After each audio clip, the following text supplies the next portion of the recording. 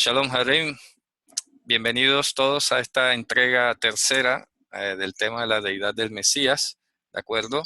Y entonces vamos por favor a dedicar este tiempo, este espacio de una hora un poco más, voy a tratar de ser muy directo, a concebir o a explicar o a entender estos conceptos de Dios y Padre. Los he puesto entre comillas no porque sea irónico ni nada, sino porque quiero indicar que no es como se entiende en castellano el asunto. Y es lo que he venido insistiendo, ¿no? En todas estas clases y reuniones que hemos tenido siempre he tratado de mostrar la diferencia que existe entre decir un asunto en hebreo y otro en castellano. Y lo vimos inclusive con la palabra hombre, ¿verdad? Cambia la connotación radicalmente y eso es lo que vamos a ver también que ocurre aquí. Precisamente para introducirnos en el concepto de Dios y de Padre, vamos a empezar leyendo esta cita del Salmo 39, versículo 10, 36, perdón. Versículo 10, que dice así: Ki imcha mekor hayim, beorja nir'eor. Dice, porque contigo está la fuente de la vida. Entiéndase aquí, pues cuando se habla de la vida, inclusive no tiene artículo porque está definido en sí mismo, se está refiriendo a la vida eterna, ¿no? La única que permanece, la única que queda. Dice, en tu luz, beorja nir'eor, veremos luz. Viene que tampoco tiene artículo definido porque se está sobreentendiendo que es la luz de la eternidad.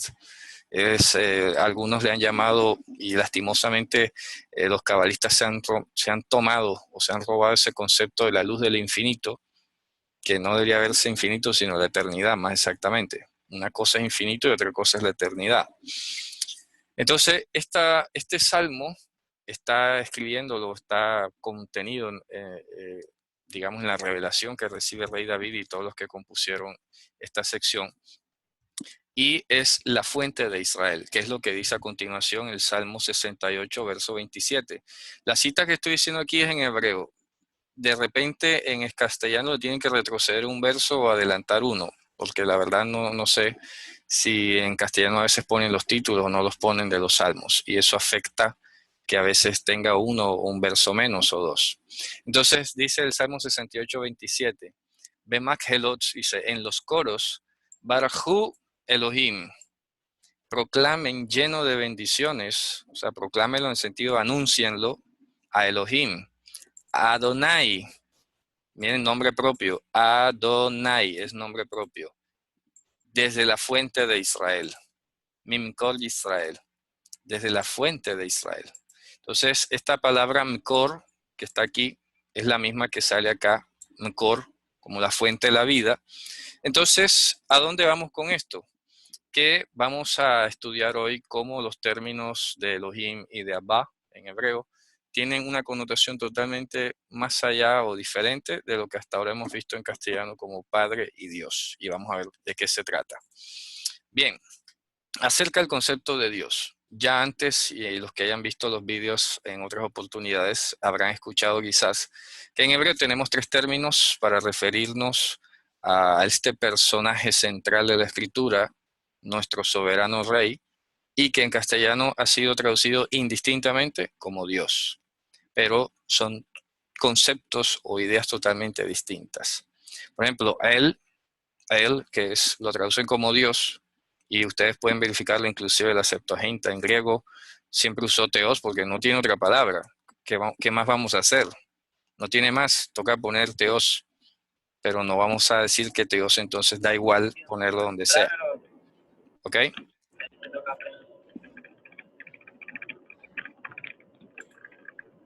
Ok, que no se nos abran los micrófonos. Entonces, él, en hebreo, la raíz de él tiene que ver con poder. Fíjense que mientras Dios en las lenguas indoeuropeas deriva de la raíz de donde viene día, que tiene que ver con luz, ¿de acuerdo? Por eso es dei, día, Dios, no tiene nada que ver con Zeus.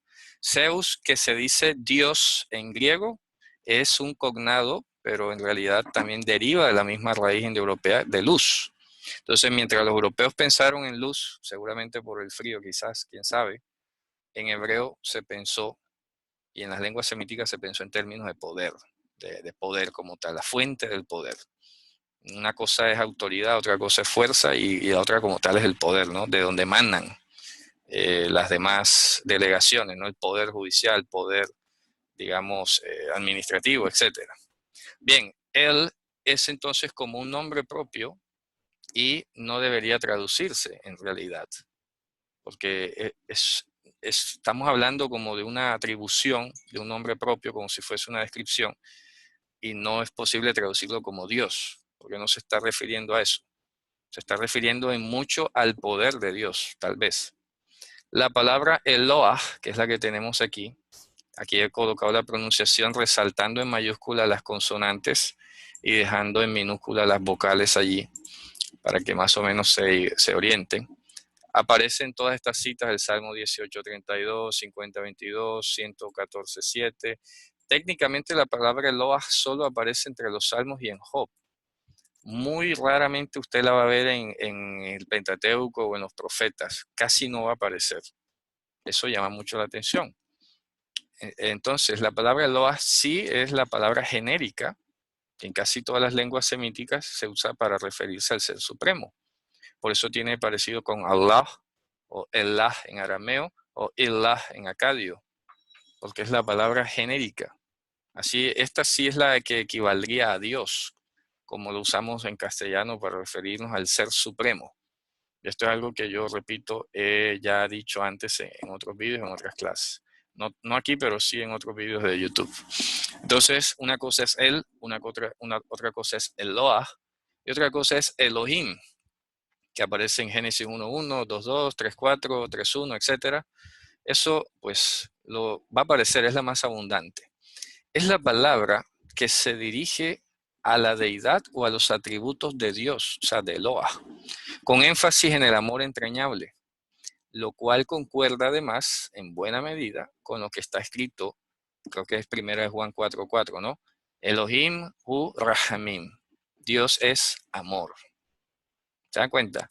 Eso más que una poesía, es una definición conceptual. Cuando pensamos en Elohim, pensamos en el amor entrañable. ¿De acuerdo? Esta palabra no debería traducirse, debería entenderse. Porque además, como vamos a seguir viendo ahora, Elohim, más allá poniéndole un poco un apellido al amor entrañable, tenemos que decir amor entrañable manifiesto. Y esto lo vamos a ver maravillosamente porque es así. Entonces, aquí a continuación vamos a ver una página. Esta es la página, la primera hoja de la Biblia Rabínica Bombergiana de 1524. Es una de las Biblias más antiguas que hay en el mundo judío. Y como se dan cuenta, este primer versículo de Génesis, ¿verdad? Donde sale el típico Bereshit bara Elohim et hashamayim bet haaretz, ameritó todo este comentario y está en hebreo. Es lo que yo he insistido, no puede ser que la Biblia en castellano tenga ni un comentario cuando aquí se está comentando una cantidad de elementos gramaticales, lingüísticos, culturales, etcétera, aparte de tener el arameo al lado. Entonces, esta es la primera hoja, Bereshit. He destacado esta sección del comentario, y este comentario está a cargo de Ibn Ezra, y se citan algunos que otros a veces. Pero en este caso se está comentando lo siguiente que me llamó mucho la atención. Aquí está la traducción, la he hecho directamente del texto hebreo. Dice, creó Elohim, comentario. No dice creó Hashem, o sea, las 4 letras, ¿no? Que al comienzo pasó por su mente crear el mundo con el atributo del juicio, din, pero vio que el mundo no se sostendría. Es decir, si Dios hubiese puesto el mundo en función de los méritos, ninguno pasaría. Entonces anticipó el atributo del amor entrañable, y aquí lo he encerrado en el recuadro, para que sepan que ahí es donde dice amor entrañable, que en hebreo se dice rahamim. Esta palabra, lamentablemente, la han traducido a veces como misericordia. Y si tú lees misericordia en castellano o vas a la etimología, tiene que ver como lástima del corazón, ¿no? Sentir como lástima del corazón por alguien. Y esto no es asunto de lástima. El rahamim es el amor entrañable. Es decir, lo que te tiene por hijo, lo que te hace hijo, lo que te ata a tu padre o a tu madre, ese afecto.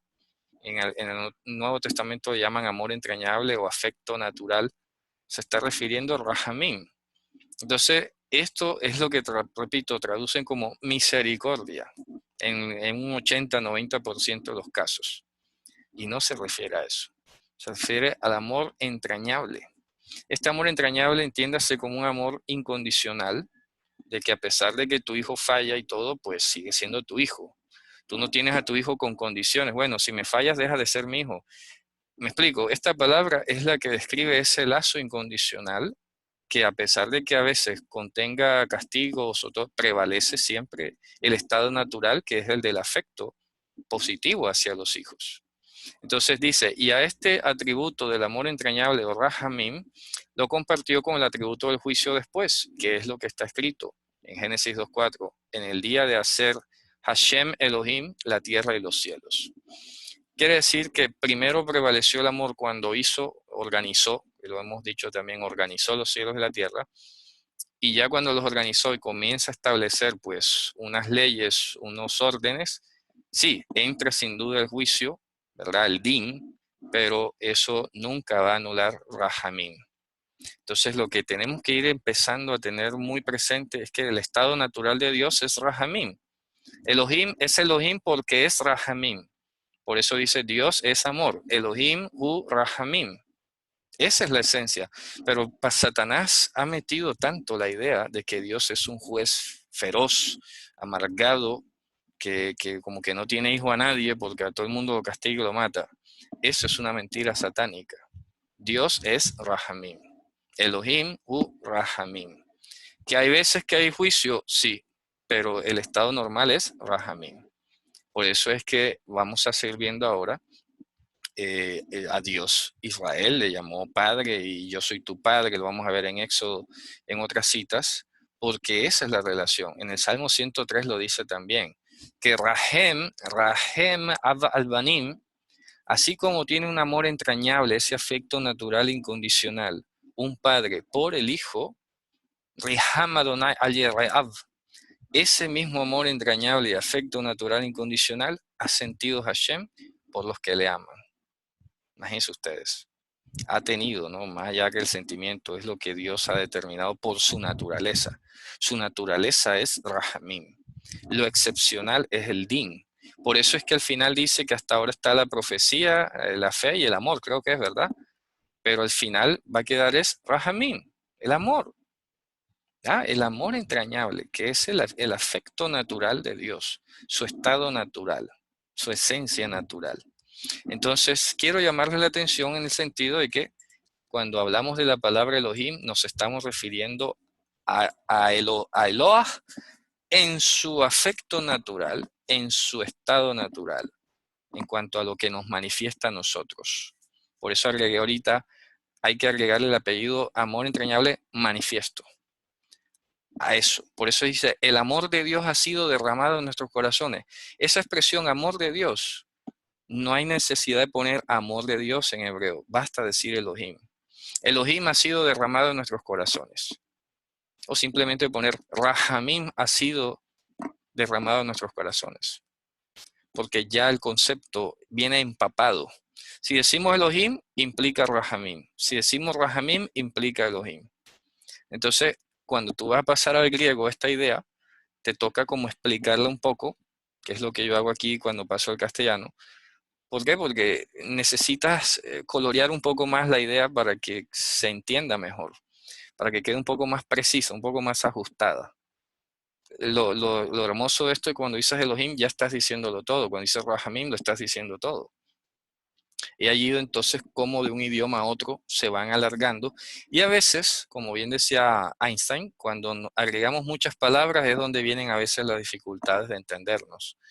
Porque entonces alguien viene y se fija, no, pero acá dice de o y lo otro, y se daña el concepto.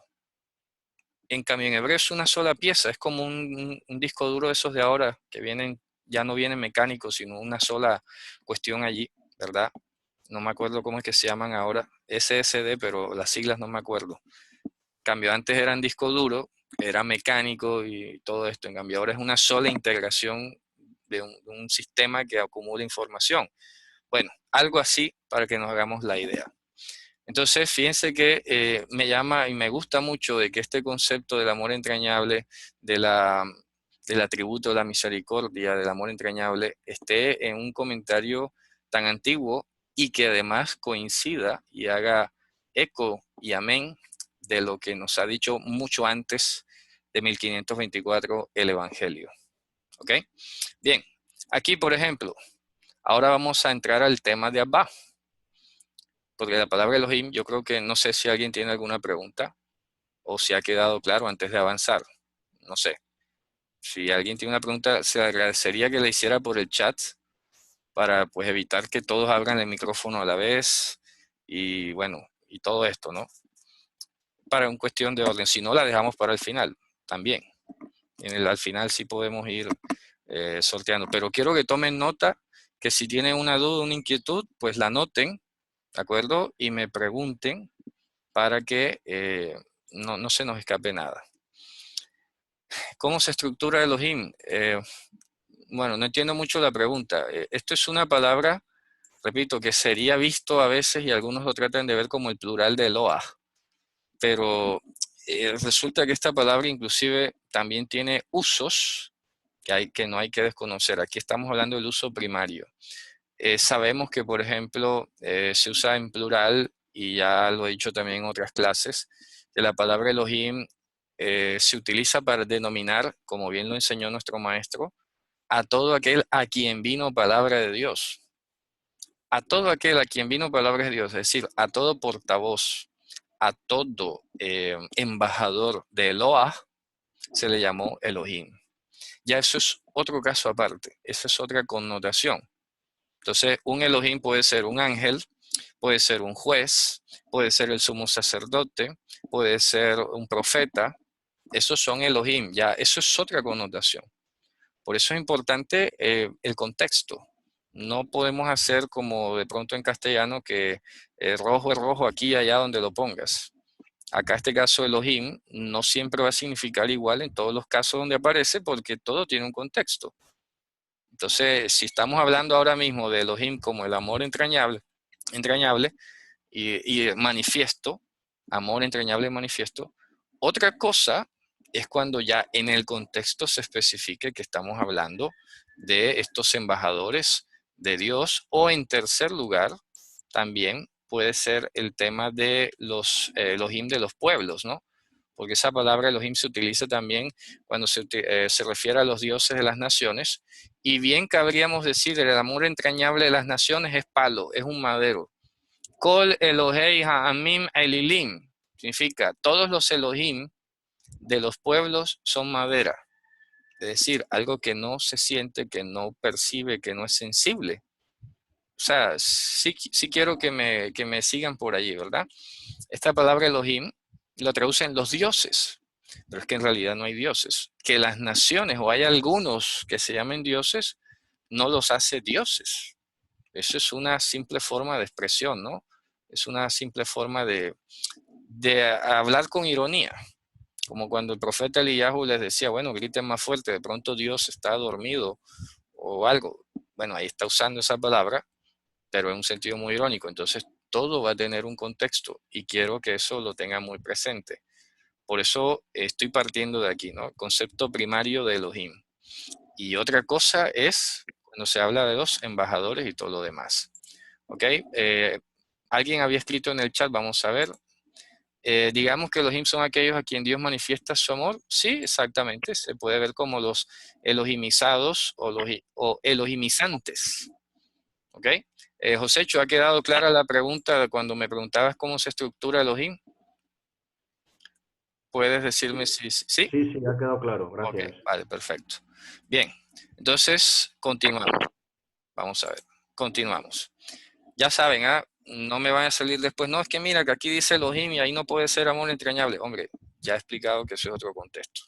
Así que, en orden. Ya hemos visto el tema de este comentario rabínico, ¿verdad? Que tiene coherencia con el Evangelio. Y aquí estamos viendo ahora el concepto de Abba. Vamos a ver, alguien ha comentado en el chat. Vamos a ver. En tal caso de que Dios me dé palabra a mí, por ejemplo, si Dios me da una profecía a mí y yo la digo, sería Elohim. Por eso en el libro de Éxodo, por ejemplo, dice, y cuando alguno tenga un pleito con el otro, irán ante los Elohim. Y lo que los Elohim digan, ustedes lo van a hacer. Fíjense ustedes, ¿no? Lo que los Elohim te digan, eso harás. Entonces no se está refiriendo a los dioses, porque está en plural, ¿no? Lo que juzguen los Elohim, eso harás. En otro lugar dice, no maldecirás a un príncipe, no deshonrarás a Elohim, y el paralelismo te indica, es decir, no vas a deshonrar a un príncipe de tu pueblo. Un príncipe del pueblo en este caso era el sumo sacerdote. Así que el sumo sacerdote era un Elohim. Un profeta era un Elohim. Un juez de Israel era un Elohim. Un ángel era un Elohim. Entonces se le llamó Elohim a todos aquellos por medio de los cuales vino palabra de Eloah o se manifestó el amor de Eloah como tal. Bien, yo creo que por ahí vamos claro en ese sentido, ¿verdad? Bien, ahora, ¿de dónde Abba? Tenemos unas citas iniciales aquí muy hermosas en Romanos 8:15 y Gálatas 4:6, que dice, ¿verdad? Jugar el ávete nefma dulías palin isfobon, a la elavete nefma giotesías endocrasomen abba hopatir. Romanos 8:15 dice, porque no recibieron roaj, mente, ¿verdad? O mentalidad de servidumbre, otra vez a miedo, o sea, como para que sigas andando en el miedo, sino que recibieron roaj de filiación. Si filiación entiéndase calidad de hijo, ¿no? Ruach de filiación, mente de hijo, en el cual llamamos Abba, ¿okay? Que traducido literalmente al griego significaría el padre o padre, ¿verdad? Como una expresión emocionante, padre, padre. Pero lo interesante es que en griego se está transliterando una palabra aramea y a continuación se ofrece una traducción al griego, literal. Pero una cosa es decirlo en arameo y otra cosa es decirlo en griego. Entonces, cuando estos tipos de traducciones ocurren, uno se queda pensando si eso hacía parte del texto originalmente producido o si fue una ayuda didáctica que se colocó allí sin pensar que fuese a ser tomado de otra manera. ¿Me explico? Ya vamos a ver por qué. Porque Abba no es lo mismo o no connota lo mismo que Jopatir. La otra cita es casi igual. En Gálatas dice, Hoti de heste hi exapestilen hoteos to nefma tu hiu aptu istocardias himon crason abba opatir. Y porque son hijos, Elohim, es decir, el amor entrañable manifiesto, envió ruach de su portador, de su hijo.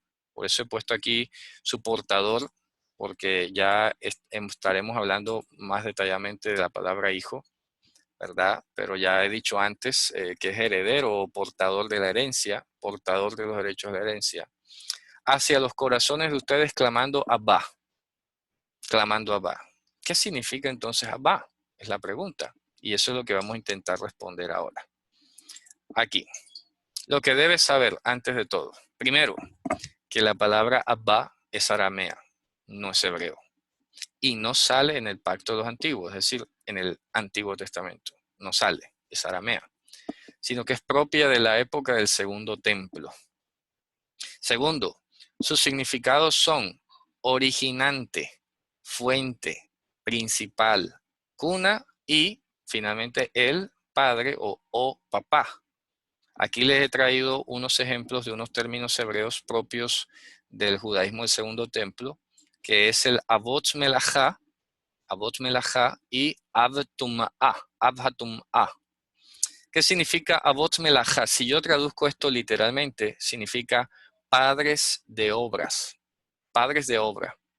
Y acá el otro, Avtum'ah, significaría padre de inmundicia.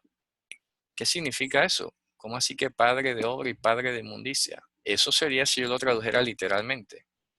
Pero aquí les he traído, bueno, solamente para que lo vean, voy a hacer un poco de clic aquí.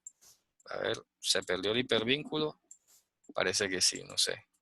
Bueno, yo tenía un hipervínculo aquí que era abrir hipervínculo, vamos a ver. Era una página pues la definición wikipédica. ¿Sí la ven allí la página Wikipedia o no se ve? ¿Se ve o no se ve? A ver, no se ve. Ok, entonces permítanme, les comparto por acá lo que les iba a mostrar de la página. A ver, aquí está. Aquí dice, Lamed Teit Avot Melachá. Aquí lo pueden leer con vocales. Lamed Teit Avot Melachá. Estas son las famosas 39 categorías de trabajos originantes de otros trabajos. Entonces, ¿cómo se entiende la palabra Avot aquí? Como trabajo originantes, originantes de trabajo.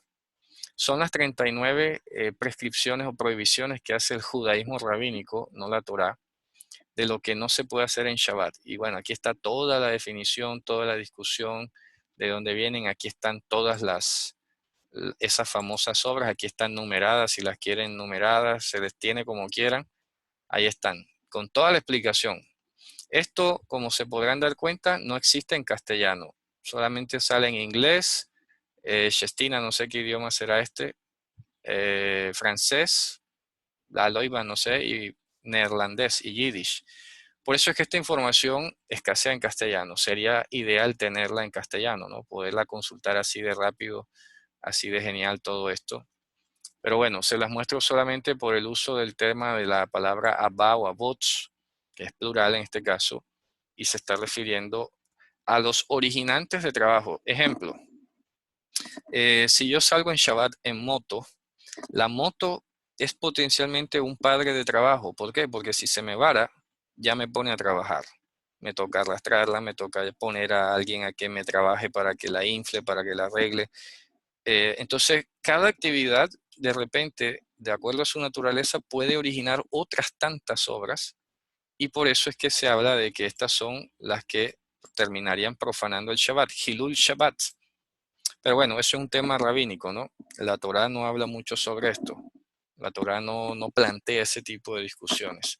Lo que sí ordena la Torá en ese sentido es, hombre, que en tanto dependa de ti, te quedes en tu casa. ¿Qué nos enseñó el Mesías? Que si en Shabbat procuran de ti un favor o tú puedes ayudar el bienestar de alguien, tienes que hacerlo. Bajo la premisa, está permitido hacer el bien en Shabbat. Si nadie te requiere, si no ves necesidad ni ves nada, entonces quédate en tu casa. Esa es la regla, ¿de acuerdo? No tienes por qué andar buscando qué hacer. Alguien de repente puede decir, no, yo cada Shabbat, cada 15 días voy a ir a visitar a los enfermos. Bueno, está bien, ¿verdad? Nadie te lo está demandando. Está bien que lo hagas, pero repito, nadie te lo está pidiendo o tú no lo estás viendo. Salvo que Hashem te ponga la necesidad, ahí venga, lo mismo podrías decir de ir a la cárcel o a visitar a los presos, etcétera. Ya esos son temas aparte que, repito, no están encaminados a trabajar en Shabbat, por lo menos no para nosotros, no para nuestro beneficio, sino para el beneficio de los demás, en el nombre de Dios. Y acá tengo la otra palabra que era Avtum'a, ¿de acuerdo? Se las voy a compartir ahora, vamos a ver. La otra palabra, el otro concepto era Avtum'a, que significa literalmente padre de la inmundicia. ¿Cómo así que padre de la inmundicia? ¿A qué se refiere eso? Vamos a abrir el vínculo y se los muestro. Vamos a mostrarles acá el hipervínculo para que ustedes vean donde aparece la expresión, que también tiene su página wiki. Aquí la vemos. Av, que es padre, Hatum'a, significa la inmundicia. Av Hatum'a, en las halajot de Tum'a y Tohorá, es la categoría de inmundicia que causa, por lo general, la fuente de contaminación primaria, se constituye la fuente de contaminación primaria. Ejemplo, un cadáver, sea de un animal o de una persona, es un avtum'a, es una impureza originante, es un padre de impureza porque el que lo toca se contamina y el que toca al que lo tocó se contamina y el que toca al que tocó que lo tocó también se contamina. Entonces es una cadena que se arma.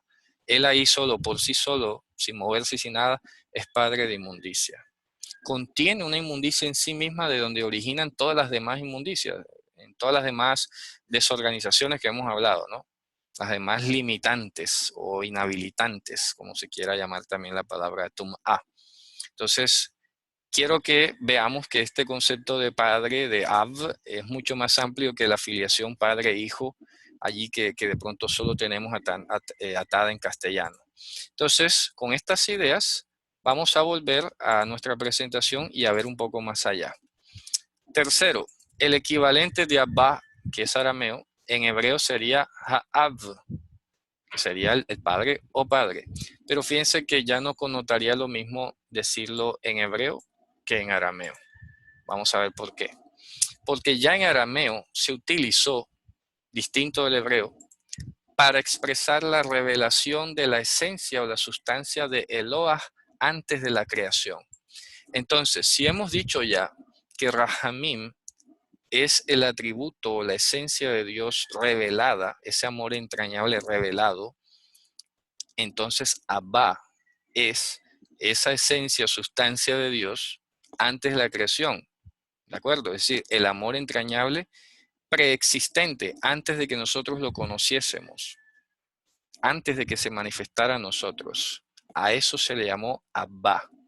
Y por eso en Romanos 11:33, no sé si alguien lo quiera leer, y en Hebreos 1 del 1 al 3, podemos ver de una manera un poco parafraseada esta idea de lo que era aquello que preexistía o que existía antes de que se nos manifestara a nosotros. A eso se le llamó Abba. Alguien pudiera leer, no sé si José allí, que siempre nos ayuda y nos colabora con la lectura, en Romanos 11:33, o alguien más que lo tenga a la mano, avise en el chat si lo puede leer. Romanos 11:33. ¿Lo leo? Sí, adelante. Oh profundidad de las riquezas, de la sabiduría y del conocimiento de Dios. Cuán insondables son sus juicios e inescrutables sus caminos. Ahora Hebreos 1 del 1 al 3.